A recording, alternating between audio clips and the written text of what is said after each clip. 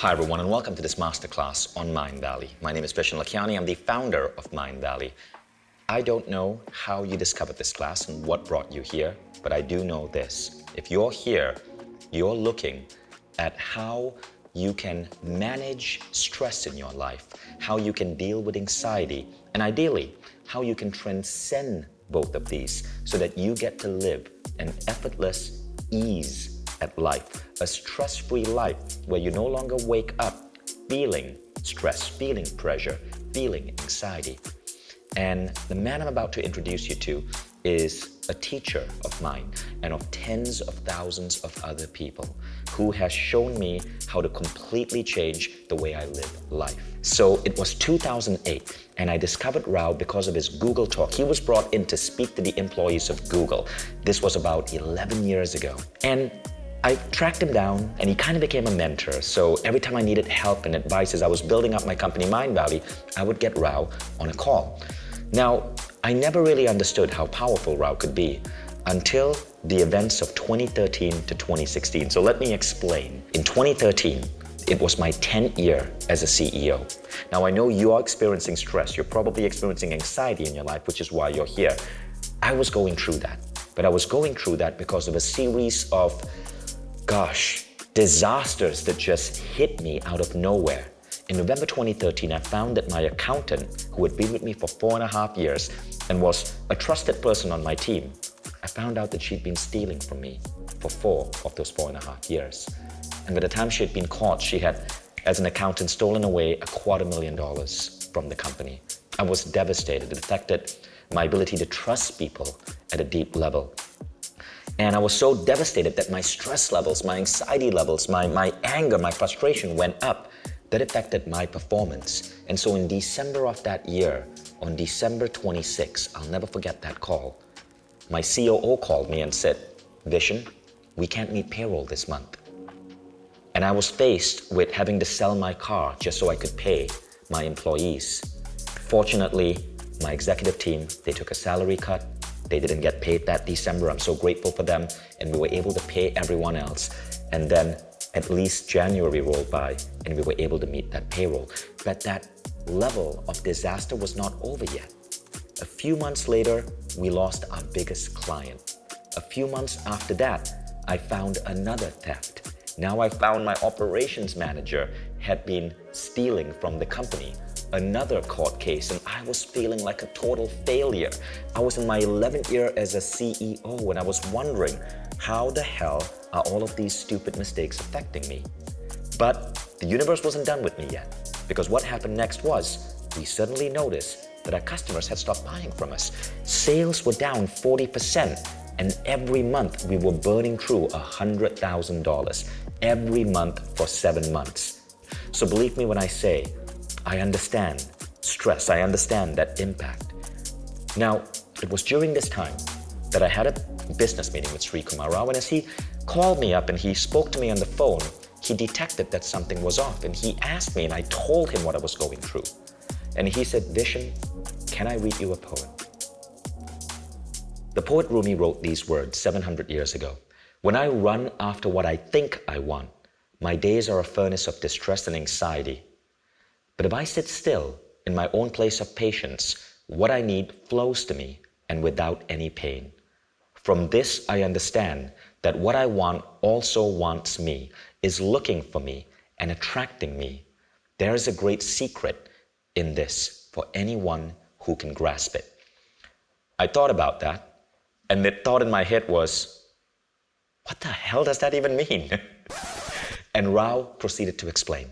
And as he went into the meaning, stuff started making sense.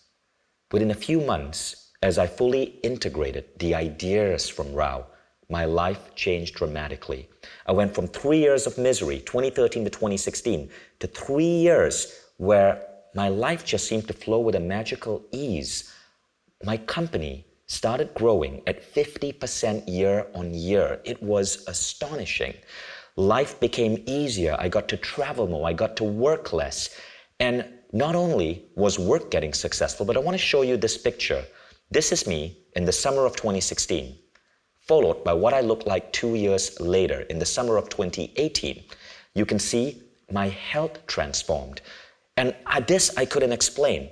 I started to look younger. I was starting to lose hair.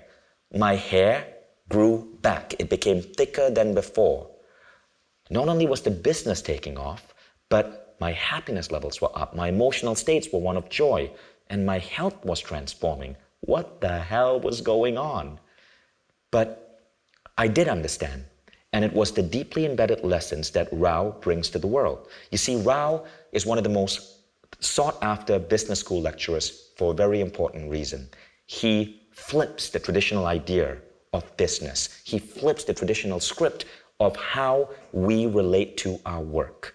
And all of us, if you're watching this, you probably have a job and you're trying to earn money and you have a career ladder you're trying to climb up, and there are other things happening in your life, and this creates that feeling of stress and anxiety.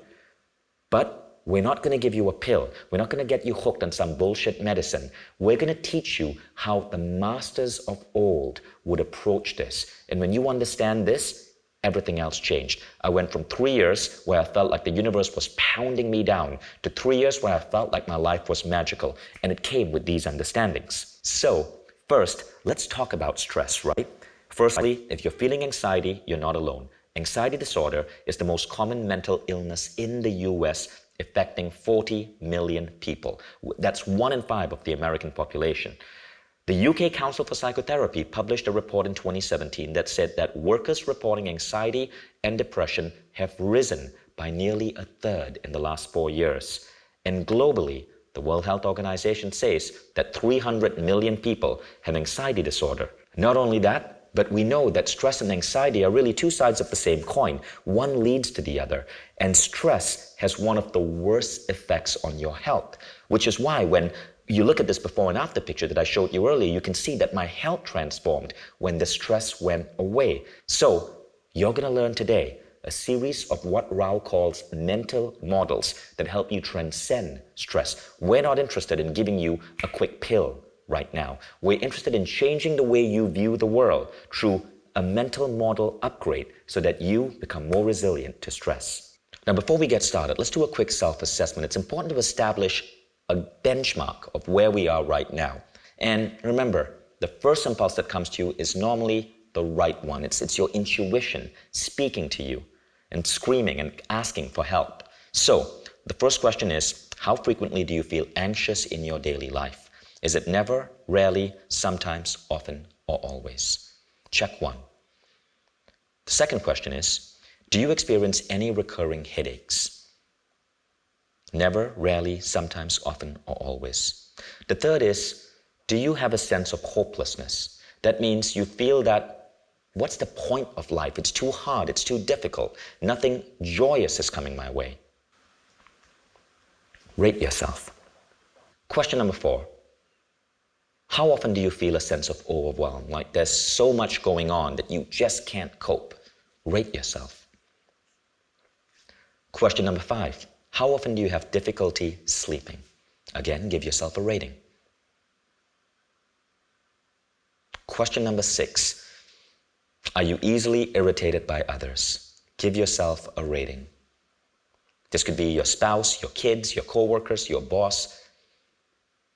The final question is, how often do you feel unwell? It might be a stomachache, it might be back pain, it might be any type of like ailment that you feel in your body where you don't feel perfectly energized and healthy. Great. You're going to keep that as a reference point.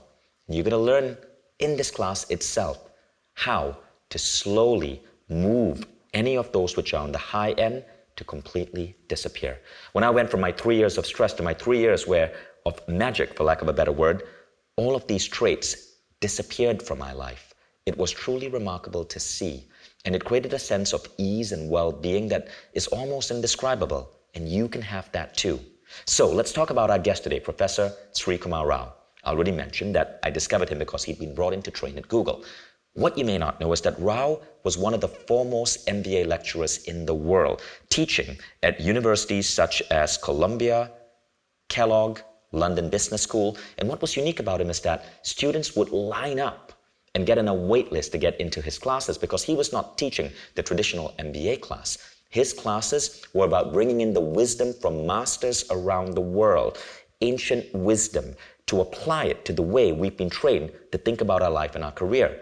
And the result was people who were coming out of these MBA programs better equipped to deal with the real world while being almost warriors of their own soul.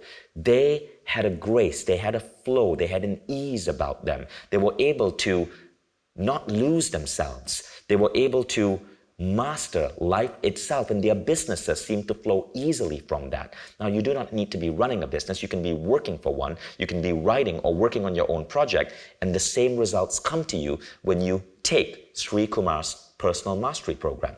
So his MBA classes became incredibly popular, and as a result, Rao was featured in the New York Times, the Wall Street Journal, the London Times, Fortune, Forbes, The Guardian, and then something remarkable happened. Rao was asked to give a talk on happiness. Now, this talk was at a regular event, and TED, the famous speaking event, saw this talk and decided that it was so good that they were going to feature it on the TED website. It became one of the few times in history where a non-TED talk was featured on the TED website. So I cannot wait to introduce this man to you. Rao's work is so profound. Get this, Brandon Peele of Columbia Business School said, I attributed 80% of my $120,000 MBA price tag to Rao's one course. Jessica Vitalis, who studied with Rao at Columbia Business School, said, I grew up believing the world was black and white. Rao taught me that not only is nothing in the world absolute, but also the world is filled with color. She developed an interest in quantum physics. She began training for the New York Marathon. She renewed her interest in spirituality, and she's been far more intimate with her friends. Joshua Klenoff of Columbia said, I met my wife because of what I learned in this course. So you see, you think you're here for stress and anxiety. But what if there's so much more that the universe has planned for you? What if your stress and anxiety and that Google search or whatever you did that brought you here was really a plot by the universe to make you truly master who you are and go so much beyond? A lot of people come here thinking that they are finding the antidote for stress and anxiety. I can tell you that is a tiny slice of what you're going to learn. When you go deep down the rabbit hole, you go from trying to fix that thing to really becoming a true master of life itself. And that is what I'm hoping is going to happen from this masterclass. So please put your hands together and welcome on set Professor Srikumar Rao.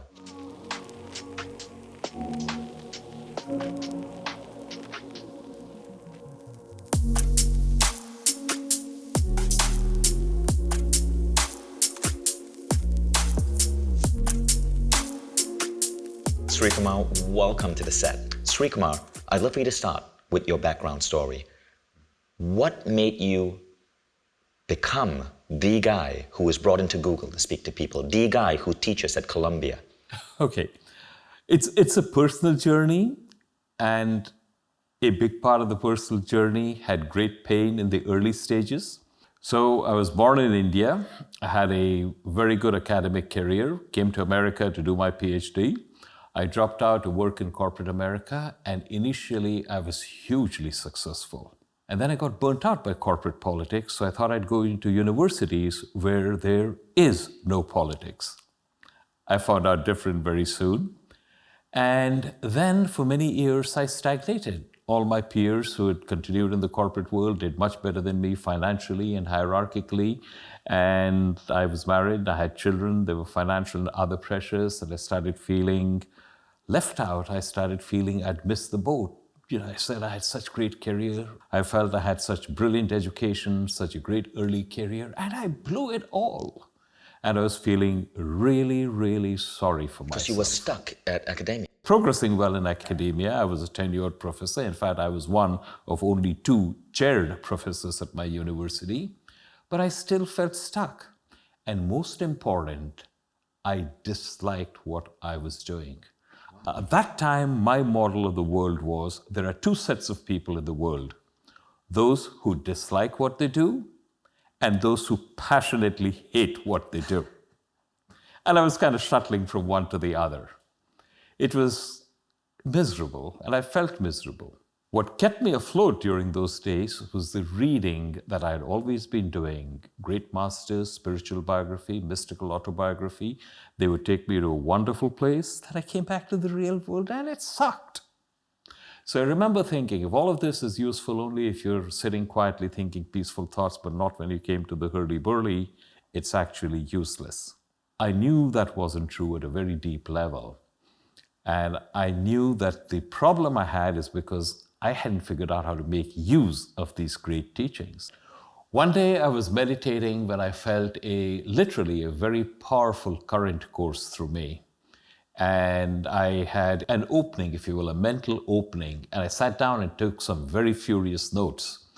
And afterwards I transcribed those notes, and those notes became the initial syllabus for a course that miraculously came to me as this is something I have to do. And the idea was very simple. I take the teachings of the world's greatest masters, strip them of religious, cultural, and other connotations, and adapt them so that they're acceptable to intelligent people in a post-industrial society. And this was a powerful, it was more than a vision. It was something that I suddenly knew I had to do it. In fact, I could not do it. So I created that course, it did well, I modified it and offered it again, it did better. I moved it to Columbia Business School in 1999 and it exploded. It was the only course at Columbia which was a university-wide draw. I had students from law school, from business school, the School of International and Public Affairs, journalism, teachers college, all over the place. And I stated right in the syllabus, this course will profoundly change your life, otherwise we both failed. And initially people snickered. It's a business school course, for heaven's sake. What do you mean it'll change your life? But it really does, and it did. And people said, oh my God, my life has been transformed. I see things completely differently now than I did before. And as a bit of a background, I've drawn from the greatest masters the world has ever known. Now, what was going on for people who went through this program? Why was it such a hit? It was such a hit because we all want to be happy. We all want to be successful, but we don't have a clue as to what is preventing us from achieving what we would like in life. Let me tell you a story. So there was this man who was in faultless evening clothes and he was searching on the ground beneath him, and a jogger ran around, and then he came back and said, you seem troubled, something happened. And he said, I dropped my car keys. So the jogger says, no problem, I'll help you find them. And he searches for a while, and then he says, hey, listen, your keys aren't here, and I've searched this area pretty thoroughly. Where did you drop them? And the man in evening clothes says, I dropped them over there. So the jogger's understandably irritated, and he said, why are you searching here if you dropped them there? And the man says, well, it's kind of dark there, and it's light here, so I thought I'd search here. And everyone bursts out laughing, it's a joke. But actually, that's exactly what all of us do. We feel incomplete, we feel stressed, we feel that there is no joy in our life, and we try to solve that by going out, achieving more, being active, trying desperately to get more of the toys in this earth, and we think, if this happens, then we will be happy. It doesn't. It's no different from dropping your keys there and searching for it here. That's the mistake we all make. But are you saying that then the secret is to not focus on success and to just basically live a life like a hermit and go into endless introspection? No, not live a life like a hermit. Live a life full of active energy. Live a life to where you want to achieve great things. But don't make the mistake of thinking success will make you happy. Don't think that happiness is something that you find. Success is a byproduct of your being a part of a cause which is much bigger than you are. Happiness comes from within you, not from outside. You cannot get happiness. You have to allow it to come through you from your life. And where does healing stress and anxiety fit into this vision? The reason we feel stress, Vishen, and this is where persons are dead wrong in their thinking. Everybody thinks, I feel stressed because I have financial problems, I have relationship problems. My health is not where it should be. My children are not doing as well as I would like to. There's a bunch of reasons, and people say, this is why I feel stress in my life. It's wrong, dead wrong. There's one reason and only one reason you feel stress in your life. And that is you have a very rigid expectation of this is the way the universe should be. And the universe is not playing ball with you. It's not aligned with your vision of how things should be. That's a bold statement. That's a bold statement. But I want you guys to just keep that in mind.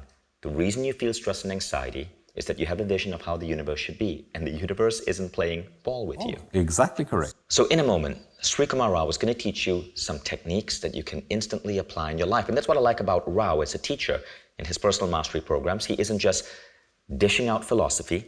He's actually teaching you applicable tools. And as you listen, you will also start to understand the meaning of that Rumi poem. So we're going to come back to that later. Let's first start with this idea that you're presenting that is different from how we've been trained to view the world based on our traditional education system. So going back to what I said, let's take an example. You think that you're doing very well at work, you should be promoted, given a promotion, given a raise, and your boss calls you up and says, you're going to be fired. The universe is not playing ball with you. Mm-hmm. So you start feeling stress. Now, all of this actually comes back to something that is inherent in all of us. We're all control freaks. Now, here's something that most persons don't recognize. And what they don't recognize is that their entire life has been nothing but an attempt to exert control over some part of their internal or external environment. Take you, Vishen, you started a company. And you started a company because you thought, gee, I don't want to have a boss. And if I start a company, I'm going to do well financially. I'm going to make an impact on the world. All these great things are going to happen. And therefore, you started your company. It was an attempt to control some part of your world. You got married. You had a thought that when I get married, I'm going to have companionship. I'm going to have great sex. I'm going to have all of these other wonderful things. And therefore, let me get married. And of course, it didn't happen in exactly the way you wanted to. It never does. But it was an attempt on your part. Once again, an attempt to exert control over some part of your internal or external environment. Now, here's something to know. You don't have control. You never had control. You never will have control. What you have is the illusion of control. And the illusion of control comes about because many times in your life you say, I want to achieve this, and if I do all of these things, I will be able to achieve what I want to, and it happens. And you've seen it in your life, you've seen it in the lives of people around you, and you say, see, I can do it, I have control. That's the illusion of control, because in reality, what happens is any of a number of things that could have completely upset your apple cart did not happen. Be grateful, be immensely grateful. The illusion of control is a fantastic device. That's what makes you get up in the morning, make plans, execute on plans, and do wonderful things. So I'm not knocking it at all. But use the illusion of control, knowing that it is the illusion of control, because in every one of your lives, at some time, something is going to happen which are going to knock all of your plans into a hat. When that happens, if you know that you're using the illusion of control, you simply say, okay, this is where control broke down, what do I do? But if you don't know that you're playing in the illusion of control, that's where you go to pieces. And it has happened to every one of you, and it will happen to every one of you. So here is the secret. By all means, strive to achieve great things, but know that ultimately you do not have control, you never had control, you never will have control. Things will come out of left field, they will upset your apple cart. That is part of the game of life. In fact, that is the game of life. And when you have a complete acceptance of that and things happen, when you realize the universe is not playing ball with you, instead of being stressed out, you simply view it as, this happened, where do I go from here? Are you telling us to give up control? Because the people who are watching this, they're people who want to learn. They are not the people who are going to passively sit back. They want to change their life. I want to build, I want to create. our audience tends to be people who are all about changing the world. So doesn't it seem unfair to ask us to give up control? Because aren't the people who want to change the world, to build, to create, the ones who are actually moving the economy and moving humanity forward? No, Vishen, I'm not asking them to give up control. I'm asking them to recognize that they do not have control, never had control, and never will have control. Recognize that you don't. But here is the paradox. The more you're comfortable with the fact that you do not have control, but you act under the illusion of control and you make your great plans and you start executing on that, but at the same time, your well-being is not associated with whether or not you succeed. You find paradoxically that the more you do not particularly care about the outcome, you've released your attachment for the outcome, the higher the probability that you will actually get the outcome you deserve. Okay. So here's the paradox. Right. When you consciously give up control, you actually achieve more control. That is a paradox. Is that similar to what the Zen monks talk about when they say non-attachment? Let's simply say that they're very allied. I want you to think of something. Let's assume you're in a negotiation. Right. Do you recognize that in a negotiation, you're never in a stronger position than when you are genuinely prepared to walk away? Yes, very true. Right? Works the same way in the universe. You have a great goal, you try your level best to achieve that goal, but internally you're at peace whether you achieve it or not. Now, let's go back to that Rumi quote that you shared with me. Can you break that down and show how it ties to what you're just saying? Oh, absolutely. So what happens is we desperately want to achieve something and the universe is not playing ball with us. That feels like fire. That is the anxiety. That's the part where Rumi says, when I run after what I think I want, my days are a furnace of distress and anxiety. So here's what I want to accomplish, and I really want to accomplish that, and somehow or other, it's not happening. And I'm upset about it. That's what Rumi says when he talks about my days are a furnace of fire. And he uses the word, when I run after what I think I want. Correct. Right? What does he mean by what I think I want? Okay. This is, again, a mistake that many of us make. So I talk to entrepreneurs, I talk to executives, and they say, I want to become CEO. I want to run a $1 billion company. I want my company to be mentioned as the best place to work at. But in reality, that's not what you want. What you really want is the feeling you will have when you have accomplished your goal. Going even deeper, it's not even the feeling you will have when you've accomplished that goal, it's the feeling you think you will have when you accomplish that goal. You want to live a life of purpose where you come radiantly alive every day, and you think this will happen when you become CEO. When you get the goal, right. Exactly. So that's what you think you want. That's where you're going. But what you really want is the feeling of purpose, of being radiantly alive. That's why you call your program Personal Mastery. It's going to the core of what your soul wants. Now, the next line of the poem is, if I sit in my own place of patience, what I need flows to me and without any pain. What does this mean? I'm not saying we don't need to perform action or do things outside. But I am saying what we need to get most of all is a clarity about what our life is about and what we're really seeking. And once we have the clarity, we will find that much less external action is needed than we thought. And very often we find that we have actually been working contrary to what we would like to have happen. And is this what he means by, from this I understand that what I want also wants me, is looking for me and attracting me? Exactly correct. I'll explain that more in a moment. So, you've just dashed a way which most of us see the world. Correct. I'm saying that a great many people, perhaps the vast majority of people, are going about their lives believing things which are just not true. And this is what's causing that stress and anxiety. Absolutely. And this is what is causing the great unhappiness we see around us all the time.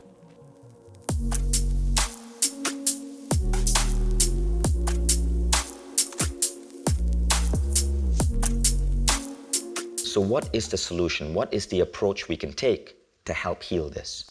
Let me share some of the exercises from my program which will help you make sense of these concepts that I've already shared with you.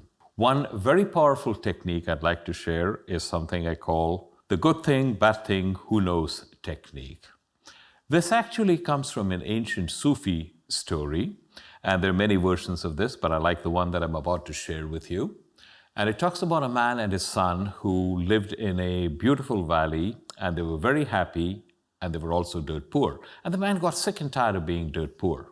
So he decided he was going to become a rich man, and the way he was going to do that is by breeding horses. Didn't have enough money to buy a stallion, so he borrowed heavily from his neighbors to buy one.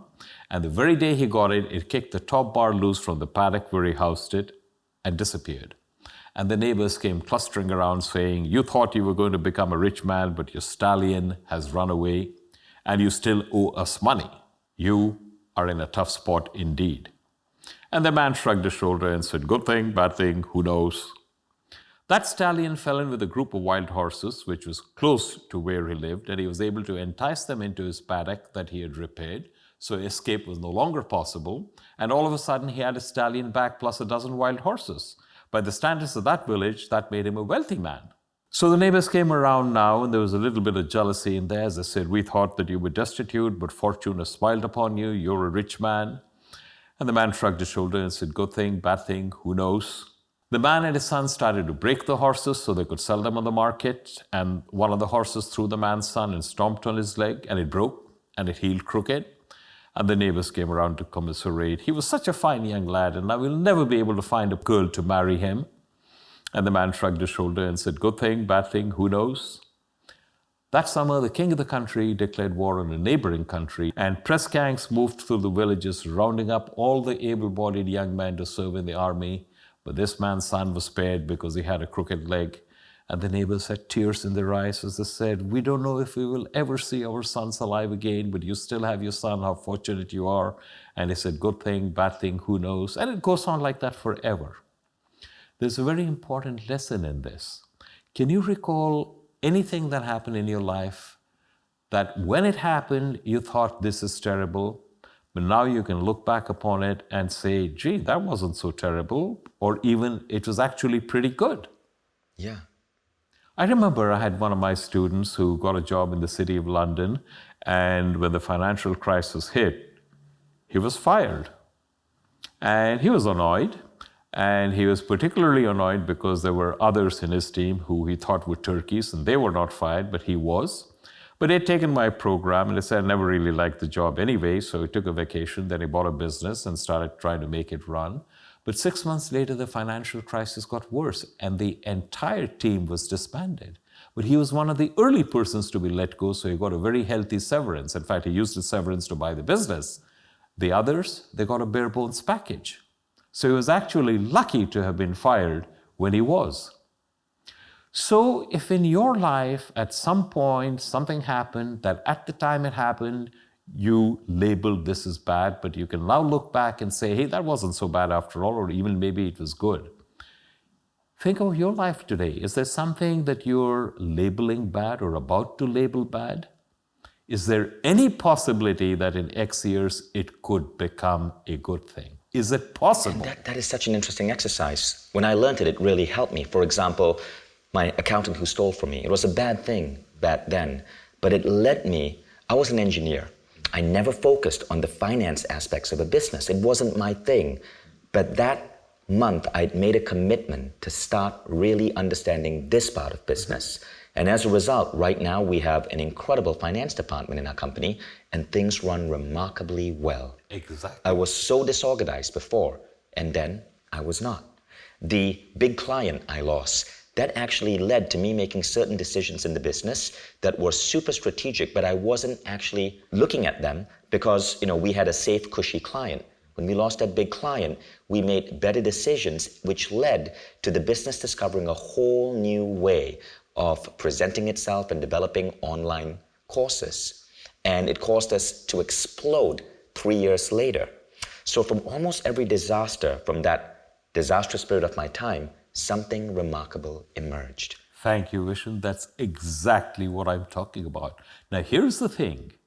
Just asking yourself that question moves you to a different emotional domain. It moves you from the realm of despair to the realm of possibility. And if you then take the next step and say, is there anything I can proactively do to make this happen? And you've moved into a different realm altogether. That's how you become resilient. Resilience is your ability to bounce back from adversity. I see what you mean by saying nothing is under our control. Correct. Yet it is. But by accepting good thing, bad thing, who knows, we liberate ourselves from any form of judgment that is going to stress us out or create that dread or anxiety. Exactly correct. We're not in control of our lives, but we have a great deal of control over our experience of life. Right. And that leads us to the second technique, and this one is extremely powerful. So Vishen, let me share that with you. Most of us tend to live our lives in the following way. We set a goal for ourselves, we try our level best to achieve that goal, and sometimes we succeed and sometimes we don't. And we live our lives the following way. I set a goal for myself, I succeeded, life's a blast. Or I set a goal, I failed, life sucks. We live our life oscillating in a sinusoidal curve between elation and despair, and we spend more of our time on the despair end of the spectrum than the elation end. It is a lousy way to live. There is an alternative, and this alternative will make a tremendous difference in your life. Set a goal for yourself, set an ambitious goal for yourself, set a stretch goal for yourself. But once the goal has been set, forget about it. Let me repeat that. Once the goal has been set, forget about it. Goals are important because they set direction. Once the direction has been established, ignore it altogether. Instead, spend all of your time and emotional energy on what are the actions that I have to undertake in order to reach my goal. That's what you think about, that's what you obsess about, that's where you pour your emotional energy. If you achieve the goal, fantastic. If you do not achieve the goal, fantastic. Your emotional well-being is not affected by whether or not you achieve the goal, because the goal is an outcome. Reaching it is outside your control. We discussed that already. Why should you let your emotional well-being be dependent on something which is outside your control? It is silly, it is foolish, but we do it all the time. Because here is the mistake that we all make. We believe that the benefit of setting a goal and working hard to achieve it is achieving the goal. Wrong. The benefit of setting a goal and achieving the goal is the learning and growth that happen in us and to us as we try our level best to achieve the goal. If we actually achieve the goal, that's a bonus. Let's be immensely grateful. If we don't achieve the goal, the learning and growth have already happened, so we're ahead of the game. It's a no-lose proposition. And yet most people don't see it like that. But what you're saying is interesting. It's so different from traditional Western goal setting, even what we learn in the personal growth movement.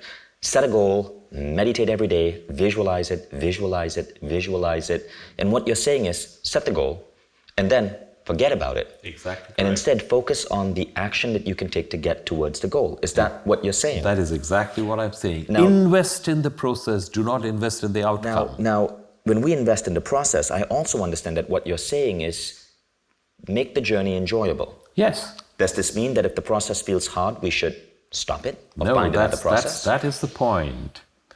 When you invest in the process, two things happen. Number one, you actually begin to enjoy the journey. When we obsess about the goals, we are bothering about the destination. The destination is a mirage. You get there, you tarry for a few minutes, and you go off someplace else. When you're focused on the journey, the anxiety disappears because you don't care if you attain the goal. Exactly. The journey is the thing. It's like writing a book for the sake of writing a book, not because you want it to be a bestseller. Exactly correct. But if it becomes a bestseller, hey, no problem. Painting an artwork because you want to paint an artwork, not because you want to sell it. I observed my daughter recently drawing a picture of a unicorn. She spent hours drawing and coloring and painting this picture of a unicorn. And she had no agenda to sell it. or to give it to me and get an A mark. Perfect She just wanted to draw Yes. a picture of a unicorn. Yes. And it turned out it was so good, I stuck it up on the fridge. But is that what you're saying? That is exactly what I'm saying. Enjoy the journey, because the journey is the only thing you have. The destination is a mirage. You get there, you tarry for a few minutes, an hour, and you're off someplace else. But Let me what give you an if- example. Okay. People want to climb Mount Everest. How much time do you spend on top of Mount Everest? A few minutes to a half hour max. You get up there, your buddy takes a picture You're of right. you. Your buddy gets It's up the there, you journey. take a picture of him, and then you're on your way down and you hope you don't get killed by an avalanche. So if you're going to climb Mount Everest, you better enjoy the days and weeks of acclimatization on base camp 1, base camp 2, and so on. Right, it's the journey. Now, what if we dislike the journey? What if we have one of those like jobs that we dislike and disdain? What then? Okay. Here, that's a very good question, and let me answer that in two parts. When we say we dislike the journey, a good part of the dislike comes because of the mental chatter that we have about what we're doing. Let me simplify it. Take a specific task. You hate washing dishes. You hate washing dishes because your chatter kicks in. I don't want to wash dishes. Why do I have to wash dishes? It's a waste of time. I'd rather be doing something else. There's that incessant chatter going on in your head. And if you can recognize that this is chatter going on in your head, and you simply focus on the act of washing the dishes, feel the water, feel the detergent in your hand as you scrub the dishes, you find that what you thought was an unpleasant task is actually not that unpleasant after all, and you may actually start to like it. And the second part is, when you say, I dislike the journey, it's time for you to sit back and say, why do I dislike the journey? Is it because I'm distracted, or is it because I sense at some deep level that it is not taking me in the direction my life should unfold? There's a different way of dealing with that, and I get into that in the quest. Wow, okay, I get that. And there's a part 3 to our curriculum today, and that is the concept of the benevolent universe. Yes. And you've shared this with me, and it's such a powerful idea. I'd love for you to share it with our audience. This is again a super powerful idea, the third major idea that I would like to share. And it actually comes from one of the world's greatest scientists, Albert Einstein. Albert Einstein said the most important question that you're ever going to ask yourself is the universe friendly? Now, we revere Albert Einstein because of his scientific genius. What most people don't know is that he also was a philosopher who had a pretty deep and nuanced understanding of the world. And he said the most important question you will ever ask yourself is the universe friendly? There are a few people who believe that the universe is unfriendly, and the sole purpose of the universe is to frustrate whatever undertakings they are on. Small number. The overwhelming majority of us believe that the universe doesn't know we exist and it couldn't care less. So here I am doing my thing, here's the universe doing its thing. Sometimes it seems to help me, sometimes it seems to thwart me, but essentially it's a random process. But what if the universe was not unaware of you? What if the universe was aware of you? What if the universe was not only aware of you, but was well disposed towards you? What if the universe was friendly? Well, that's a difficult concept for most people too, because they come up and say, well, if the universe is friendly, friends don't shaft friends, so why am I getting all of these things that I don't want? I want to get promoted and I got fired. I want to have a wonderful relationship with my wife, but she just told me that she wants to separate. Why is all this happening to me? What if what you get is not what you want, but exactly what you need at that instant for your learning and growth?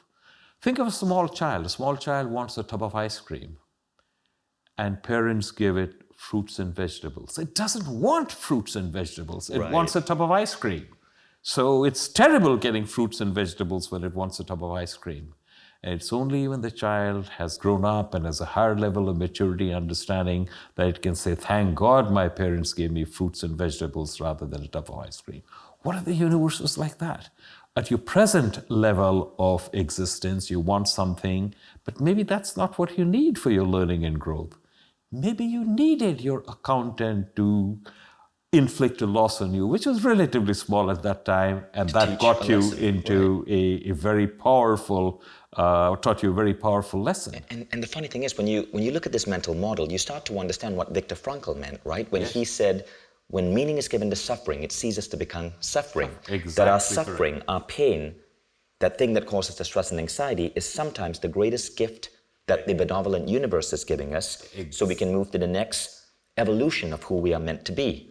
And the next. In short, the breakup, the painful breakup, leads to us finding our true love. The business bankruptcy leads to us figuring out how to be a better entrepreneur. The stay in the hospital leads to us having a greater appreciation for our health. Exactly correct.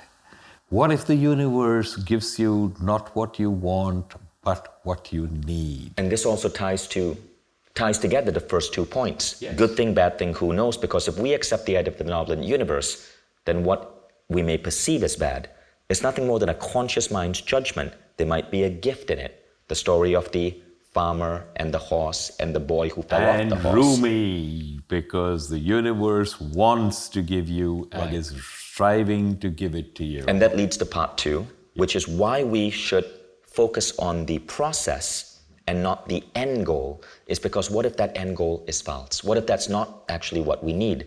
But if we enjoy the process, we are winning and gaining and learning and growing anyway. When you're enjoying the process, you cannot lose. Right. So I see how these 3 tie together. It's a no-lose proposition. Can you see how this can be the source of removal of so much stress and anxiety in your life? This was the awakening that I went through in my work with Srikumar Rao after 2016, when I felt like my life was collapsing. Now, Srikumar, I know there's a 4th part to it, and that is make it a game. Let's talk about that. Sure.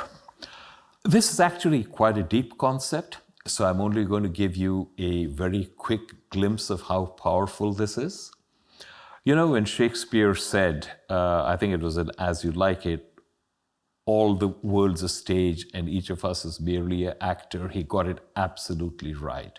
Let me take a simple example. You go out to dinner and it's an expensive restaurant and the waitress messes things up. She is rude, non-responsive. She messes up the order and then says, well, I didn't mess up the order, you were all wrong. And you get all angry and you think in terms of not tipping her, reporting her to the manager, and it completely ruins your experience. But if instead you turn out and say, okay, you know, this is a good restaurant, I've had good service here before, maybe something's going on in her life which I know nothing about, and let me just see if I can get her to smile. I may succeed, I may not succeed, but you know, it's an intriguing challenge. Let me see if I can get her to smile. Now, all of a sudden, you've taken an unpleasant situation and turned it into a game. You can do it with a boss. You have a toxic boss who's always riding herd, and you say, okay, is there anything that I can do to get him to behave like a decent human being? Can I get him to laugh at a joke? It's a game. You know, I'm going to try. If I succeed, you know, I chalk it up in my internal scorecard, and if I don't, I say, okay, you know, I failed. I got to try again next time. The moment you start approaching life in that way, where everything is a game in which you are matched against a strong opponent and it's your job to become stronger than your opponent, and you are playing a game, so you're not upset when you have a failure. You know, that's just part of playing the game. Virtually any negative situation you have in your life, virtually any situation that you think is negative can be converted into a game. And here's the interesting thing. When you convert it into a game, you start enjoying it. So let's do a quick recap. Yes. The first key idea is that stress and anxiety is a symptom. Yeah. But you don't want to get rid of the symptom. That's the wrong way. Rather, you want to change your mental model of who you are here in the universe and your relationship to the world around you, so that stress and anxiety just cannot exist in that new reference point.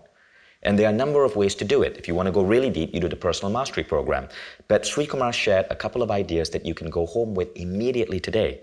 The concept of good thing, bad thing, who knows? That's number one. Number two, investing in the process, not the outcome. Being detached from the outcome of the goal you're chasing. Third, the idea of the benevolent universe, knowing that you have an ally who's watching your back. And fourth, when things do get a little bit messy or sticky, you make it a game.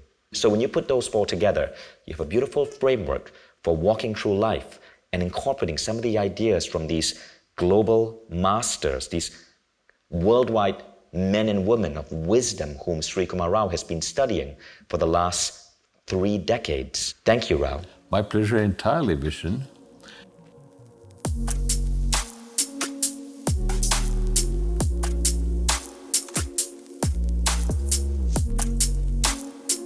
These are timeless truths and they need to be shared as widely as we can arrange, because this is going to make the world a better place. Very true. And I can tell you that the result with this wasn't that I just eliminated the stress and the anxiety. What I noticed is that things stopped going wrong. It was just magical how rapidly the right people would come in my life, the right opportunities would come in my life. I want you to think bigger than simply eliminating stress and anxiety or fears or the bad energy that you feel when you wake up in the morning. I want you to aim for mastery. And this is where you're coming to a fork in the road. Some of you are going to say, this is great, I'm done. But there's another group of you who are going to go and live life at a whole different level. And that's the group that says, I want to go deeper. I don't just want to think about stress and anxiety. I want mastery of life itself. I want to be a walking master as I go through life, because this is what our soul truly wants us to learn. And we know this stuff. It's a process of remembering. Now, in the Personal Mastery Program, Srikumar Rao talks about mastery in this way. He says there are like several different things that you integrate. The first is being comfortable with ambiguity. We've already discussed this to some degree, but we can go a lot deeper. Second, being able to improve your relationships across the board. All relationships become win-win. There's no struggle, there's no strife. Every relationship becomes win-win. Third, you become a more inspiring leader. Whether you're on a team, you may not even need to be at a managerial level yet, but people start looking up to you because you serve as a beacon for them. Fourth, people seek out and ask for your advice. You're seen as the wise counsel. In learning from the Yoda, you start to become the Yoda for others. Fifth, you become more effective at everything you do. What you start to notice is that overwhelm disappears and even multitasking becomes easy. You see, when you're operating at a level of personal mastery, the standard rules of the world no longer apply. The traditional world is about hard work, it's about hustle. That dissolves. You elevate yourself to where there's a benevolent universe assisting you. You're able to overcome overwhelm and even juggle multiple projects at once. After I went through this program, right now, I'm currently simultaneously running Mindvalley University, running Mindvalley Quest. I have 3 seminars, global massive seminars that I'm putting on. I'm writing 3 books. I have 4 programs under development, and I'm making 5 documentary films.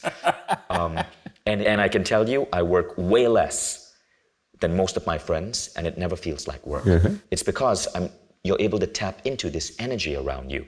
And if you think about it, many living masters have this ability. Absolutely. Yes, they do.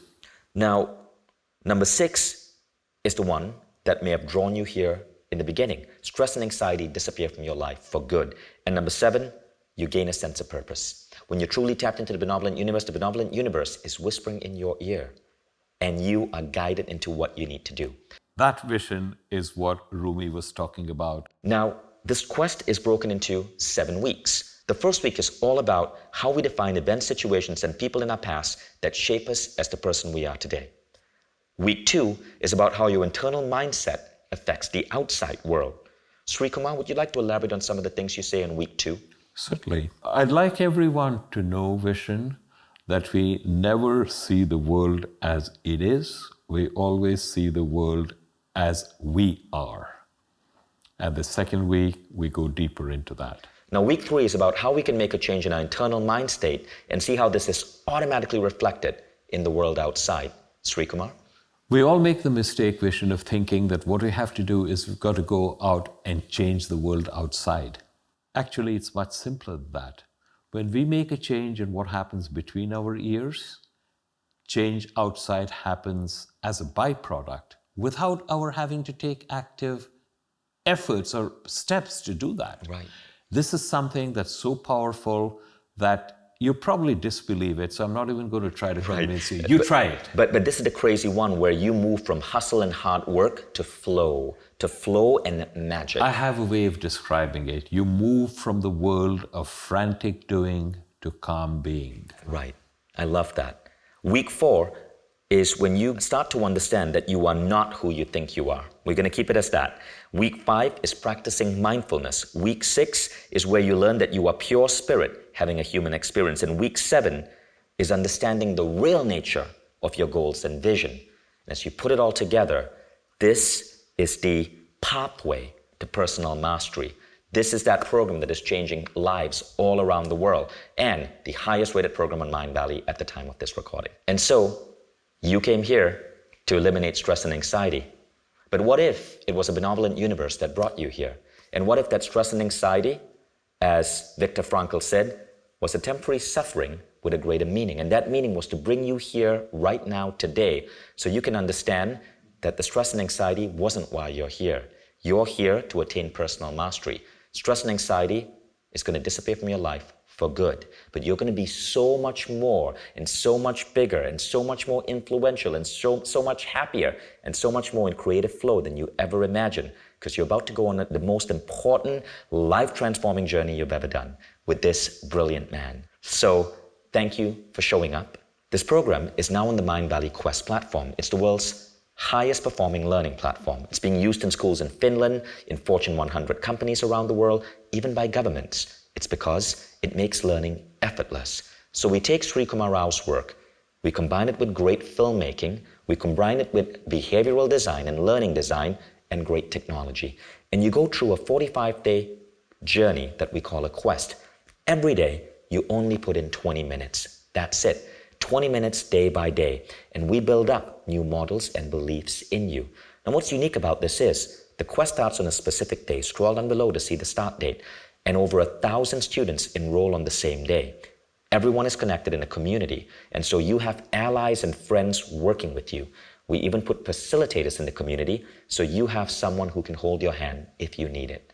So you can do this alone if you want, or you can do this with a community of souls ready to support you. As you go through this program, you'll understand why Mindvalley produces the best online learning programs in the world, and this is the #1 program on Mindvalley in terms of customer ratings at this point as I'm recording this. Yeah.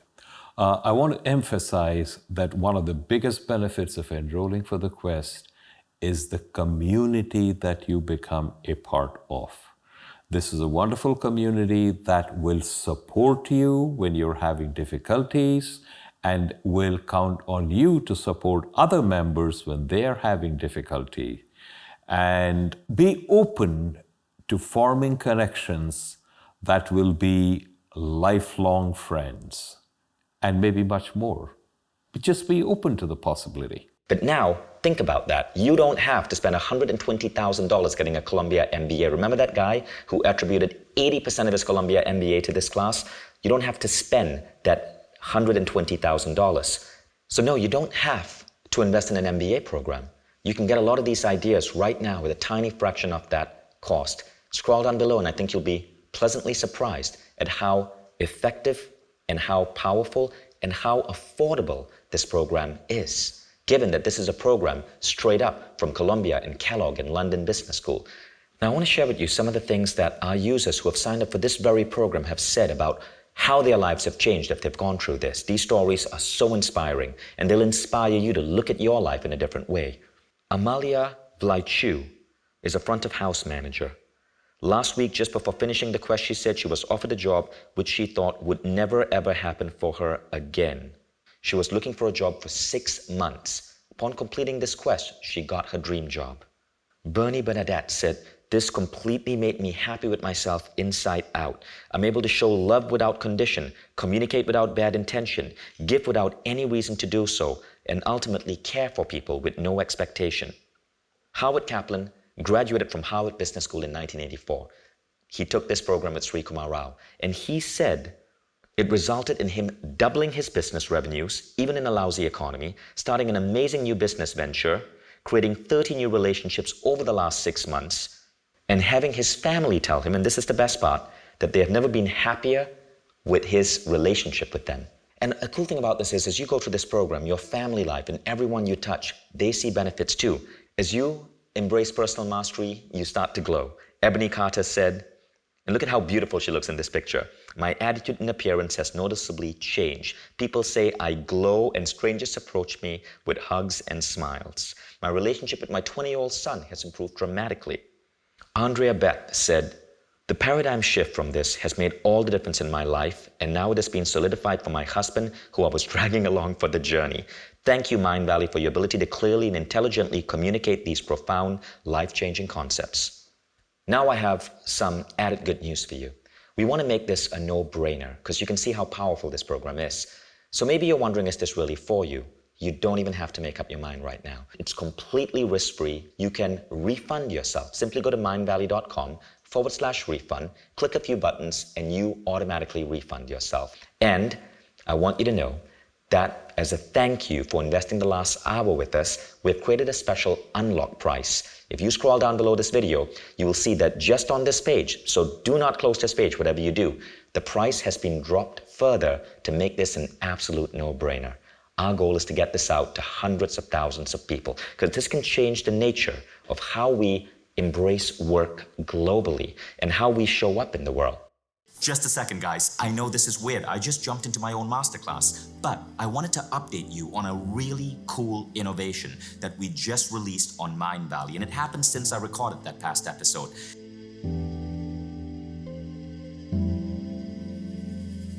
So what we find is that so many of our top students love the programs that they enroll in, that they enroll in a second program, and a third program, and a fourth program. Because the fact is, once you get on a Mindvalley quest, you get so hooked. What we are really good at is making learning as exciting as a computer game. When you wake up every day and you're spending your 10 to 20 minutes with your designated trainer and you feel your life shift, it creates such a remarkable feeling. But what happens when you finish that program?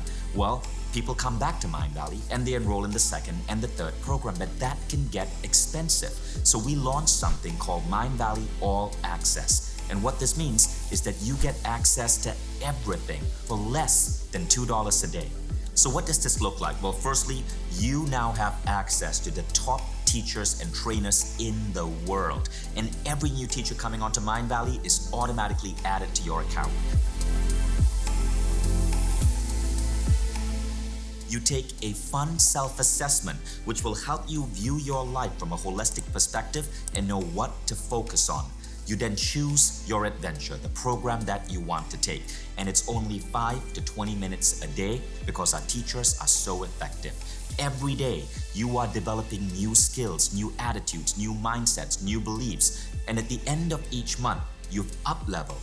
Maybe you're now reading 3 times as fast, or your health is completely transformed, or you've improved your spiritual abilities for energy healing or manifesting. So many people forget that the number one thing that we need to do in life to achieve all our wildest dreams, to have career success, to give back to our family and the world, is to focus on becoming the best you can be. And this means investing in your personal growth. Think about what that will do for your life and the lives of everyone you touch. Scroll down below and enroll in Mindvalley All Access. All our programs are going to be open and available to you, so you get to choose your own adventure.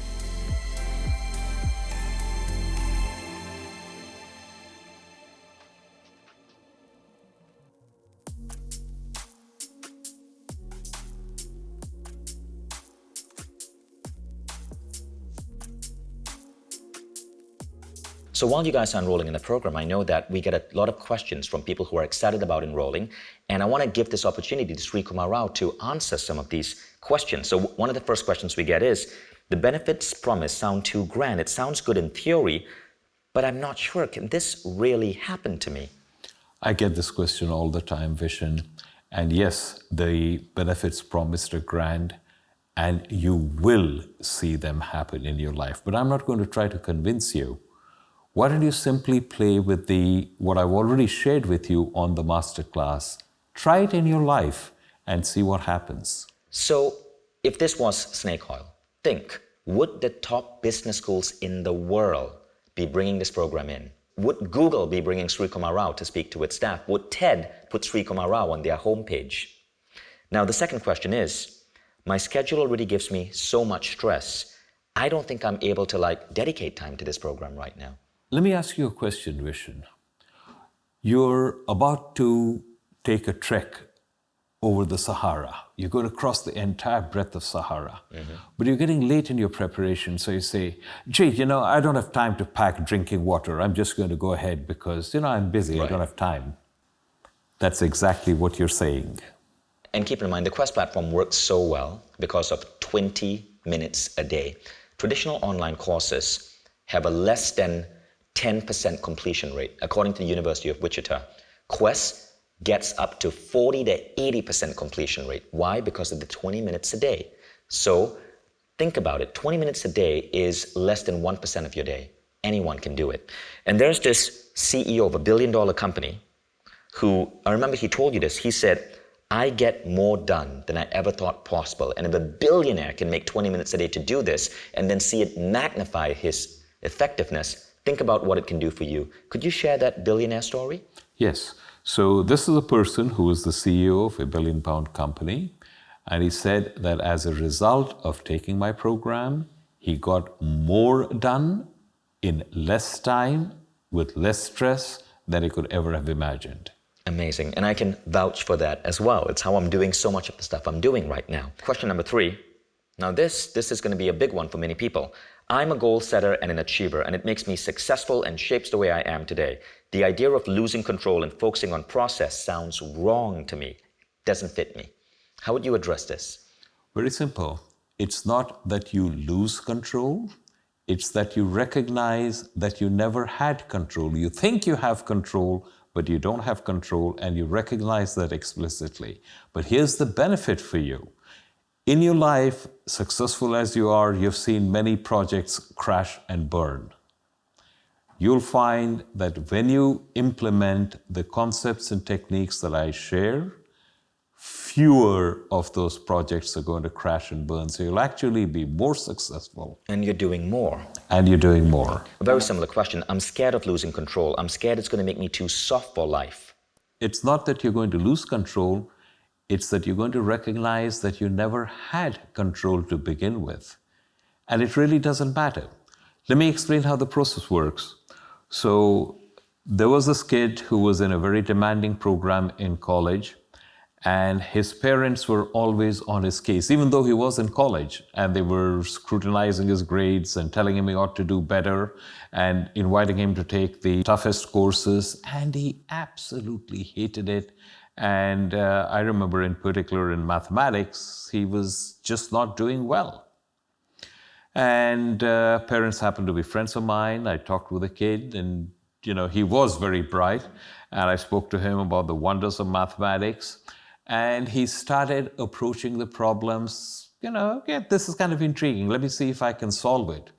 And very soon he got into it, and he worked very hard, not because he wanted to get a grade, but simply because he enjoyed solving these really intricate mathematics problems.